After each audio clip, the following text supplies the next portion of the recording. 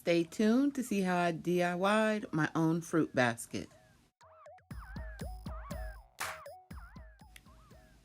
Hey guys, so we're going to begin this DIY by washing all of our fruit thoroughly, making sure that it is clean. Lay your berries on a paper towel to begin drying. Then we'll start preparing our pineapple. I'm cutting them into pretty thin slices so that I can use my cookie cutter to cut out the shapes.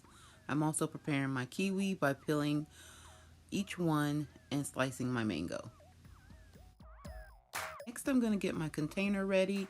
I'm going to use a piece of styrofoam, and using the shape of the tin, I'm going to cut out my styrofoam and then add paper shredding.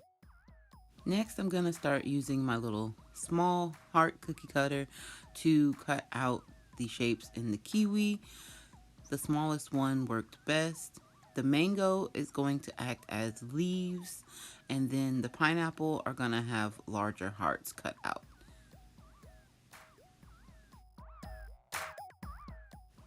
Once I have all of my fruit prepared, then I'm going to start applying them to my skewers.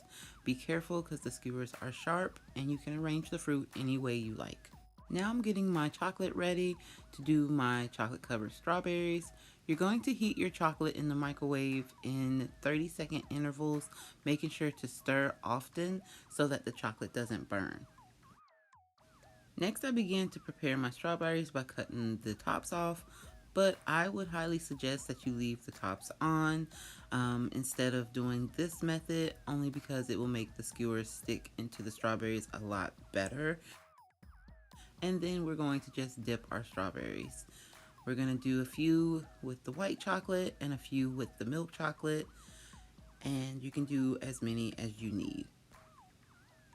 Next, I'm going to just take the little skewers and add drizzles of the chocolate on top.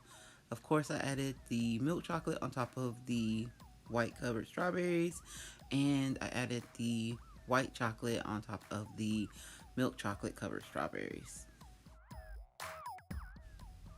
And now it is time to assemble our fruit basket, and you are literally going to stick your skewers down into the styrofoam. Now, one thing that I would suggest is to actually apply the fruit to the non-pointy end. That way, sticking the pointy end into the styrofoam will go a lot easier. So I'm going to continue to add my fruit pieces to the basket to my liking. And then I'm going to add my chocolate covered strawberries. And here is the final DIY fruit basket. I think that it came out really well, and I only spent about $45 for, actually no, I only spent about $35 for all of the fruit, the little basket or bucket I had already, and also the little styrofoam pieces and the decorative grass I already had.